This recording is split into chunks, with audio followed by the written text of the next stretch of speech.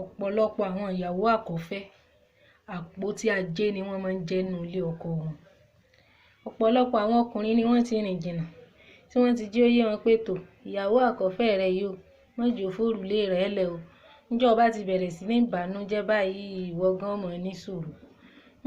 Ìwọ tó wá pera rẹ̀ ń side chick. Ṣebí ńgbà tí ọkọ ọlọ́kọ tí ò ń fẹ́ ńgbà tó fẹ́ wá mọ́ ọdún ó ti sọ fún ọ pé ò níyàwó lé. Bẹ́ẹ̀ ni ọkùnrin bá lẹ́gbẹ̀ẹ́gbẹ̀rún obìnrin nínú ìgbésí ayé rẹ̀ ẹgbẹ̀ẹ́gbẹ̀rún yàrá náà ni ó wà nínú ọpọlọ rẹ̀. Gbogbo ohun tí kálukú obìnrin bá ń fẹ́ ní ọmọ ṣe. Ìwọ tó bá jẹ́ pé irọ́ lọ mọ́ láìkì irọ́ náà ni ọmọ òun jọ fún ọ. Gbogbo ẹni tí ń sọ fún ọ pé ìyàwó òun òbó rẹ̀ ti dí kò lè dóko mọ́ tí ń sọ fún ọ pé ìyàwó òun ọmọ bẹ́ẹ̀ ṣe ìyàwó òun ìwà rí ọ̀dà ọmọ yìí pé nítorí pọ́ fẹ́ dó ọ ni. Bẹ́ẹ̀ ni so ìwọ náà tó bá ti mọ̀ wípé kí wọ́n mọ̀ promise ẹ lọ láìkì ó lè lóhùn ọ̀rà ilé fún ọ wọ́n ra mọ́tò fún ọ ó lè lóhùn ọ̀pára gbogbo àgbáyé fún ọ sórí gbogbo àwọn ọlọ́run kó lè mọ̀ rí odó ni. Bẹ́ẹ̀ ni ara àwọn ọpọlọ tọ́lọ́run fọ́kùnrin nù ọkùnrin míì máa ń lò láti fi tàn obìnrin dó ni. So ẹ má máa wà gọ́líbù má máa fi pé bóyá ṣe kí ni á wá fìyàwó ẹ̀ lẹ̀ nítorí ẹ̀ kò lè fìyàwó ẹ̀ lẹ̀ fún ẹ. Ìyá tó wà nínú ilé ẹ̀ yẹn tán ti jọ wà for so many years yẹn kò lè ever fìyà yẹn lẹ̀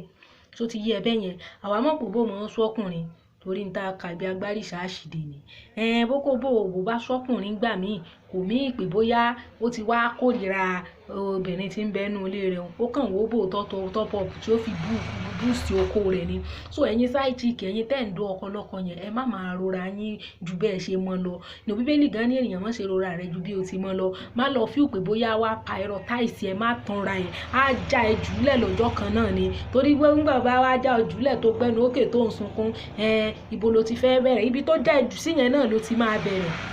Sóyẹ ibẹ̀ náà ló ti máa ronú pìwàdà tó ti máa bẹ̀rẹ̀ ìgbésí ayé ẹ sóyẹ ẹ bẹ́ẹ̀ yẹn ẹ má máa tanra yín ọkọ ìyàwó kan ò lè fìyàwó ẹ̀ lẹ̀ nítorí òbò tiẹ̀ tó fẹ́ dó má tan rẹ̀ ó fẹ́ dó ẹni òbó lé su ó wá top up ni. So kò sí ẹni ọ̀rọ̀ tọkùnrin ò lè sọ tó bá fẹ́ ṣe kí ni tó bá ń wóbò tó fẹ́ fi boost oko ẹ má máa wà gọ́líbù ẹ máa jẹ́ kó rí yín pé kò lè fìyàwó ẹ̀ lẹ̀ fún ẹ no matter what kódà ìyàwó ń lè mọ́ lówó lọ́wọ́ ó lè mọ́ gbó èbù ó lè mọ́ kàwé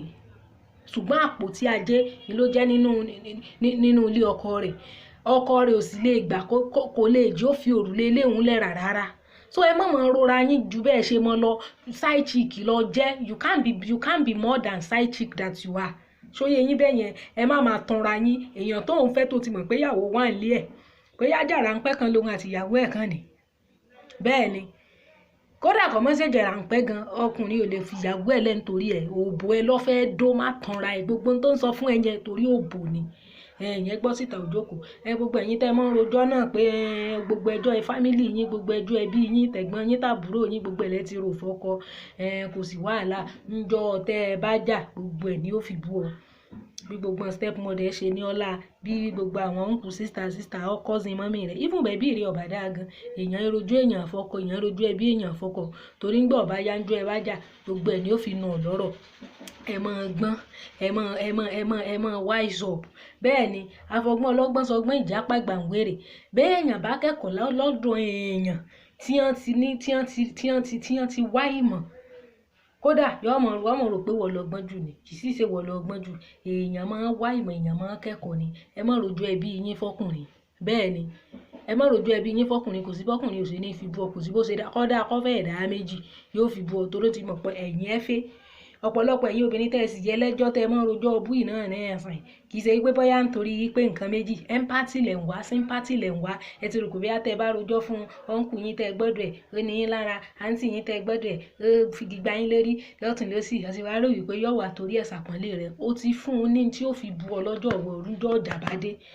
ó ti expose ayé ẹ̀ bí ìgbà tó bá ròyìn ìyàtẹ́nìkan fi jẹ́ ẹni ó ṣẹ̀ wà lọ́dọ̀ èèyàn míì ó wà lọ́wọ́ èèyàn kan ó wá ń ròyìn ìyàtẹ́nìkan fi jẹ́ ó mọ̀ pé ó ti create pathway fẹ́ni yẹn náà ọjọ́ tó náà bá fìyà jẹ ó kàn lè má lo formula yẹn another formula ló máa lò àwa máa sọ fún ẹ pé ṣe bẹ́ẹ̀ ni àyè bẹ́ẹ̀ ni ló ṣe ẹ́ báyìí ṣe bóun ò dẹ̀ ṣe ẹ́ báyìí tí ẹ ṣe bọ́tọ̀ nìyà tó ń dẹ̀ fi ń jẹ́ ẹ máa jẹ́ kó rí yín pé when you get to some stage in your life there are some things you should be able to incubate by yourself kẹ́ incubate ẹ̀ fúnra yín you don't have to start exposing yourself because you're looking for empathy or you're looking for sympathy ṣóyè yín even if you must speak out look for someone else ẹ má máa sọ̀rọ̀ yín especially àwọn nǹkan tó mú yín wà emotionally down mo ti sọ́rí ẹ má máa sọ fún àwọn ọkùnrin ó máa multiply ìyà tó máa fi jẹ́ ẹ ni ó máa summarize ìyàlẹ́ ẹ lórí ni ẹ máa gbọ́n ṣóyè yín bẹ́ẹ̀ yẹn ẹ̀yẹn náà gbọ́ títà òjókòó ẹ̀yin tẹ́ ń béèrè question nípa anal sex is totally wrong ọlọ́run ò dá ihò ìgbẹ́ fún okó láti wọbẹ̀ vagina tó jẹ́ ojú òbò tí ọlọ́run dá fún sex there is a mucosa cell tó wà ní ojú ara obìnrin tó máa ń jẹ́ kí ojú ara lubricate then clitoris is there clitoris ó contain about 8,000 cells you can do your research so gbogbo àwọn organs àwọn nerves tó wà ní ojú ara is designed for penis penetration so anus ihò ìgbẹ́ yẹn ihò ìgbẹ́ ò ní self lubricating organ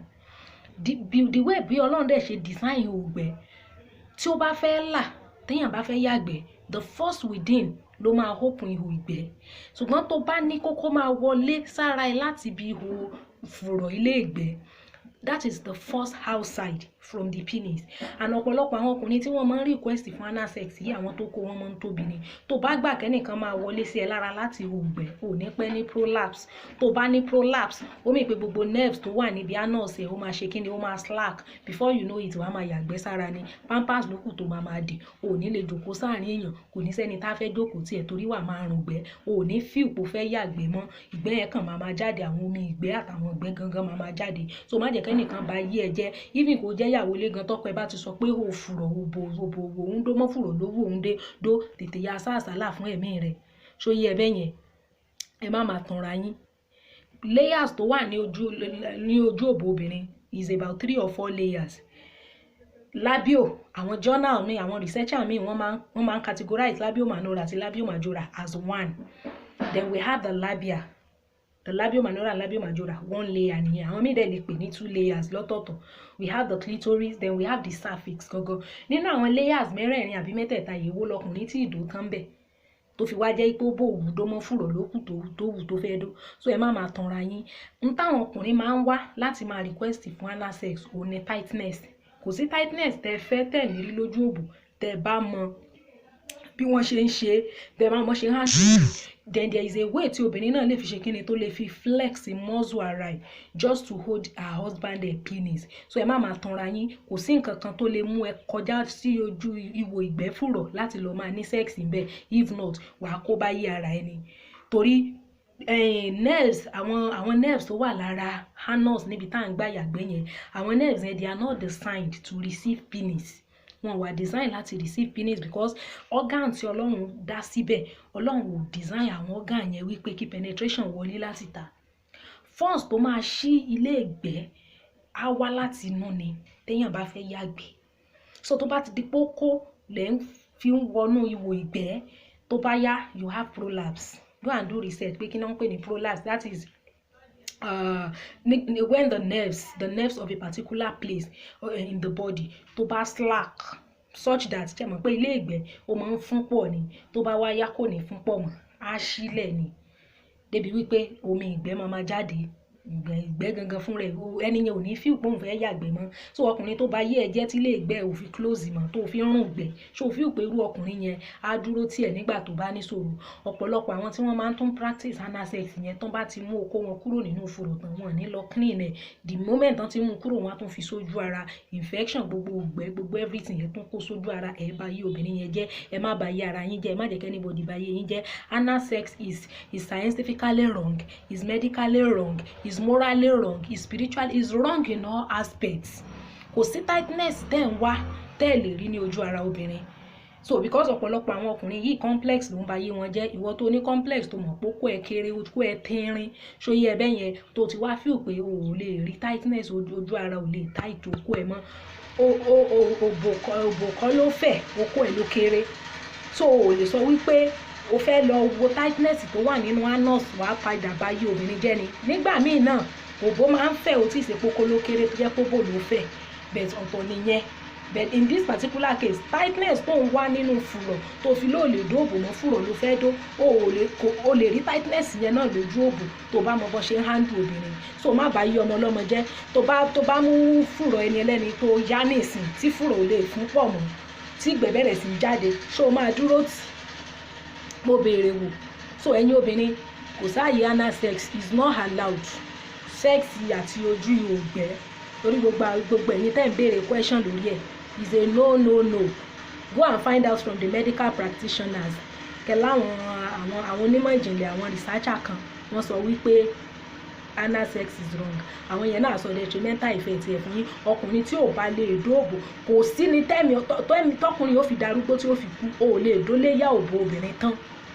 because on the vagina we have mucosa cell, we have clitoris, we have labiomanora, labiomajora, we have the cervix itself which is the ojú ihò gangan. Mélòó ló ti ṣe nínú gbogbo ẹ̀ so ẹ má tanra yín bó ṣe jẹ́ nìyẹn. God will help each and every one of us. Bye bye.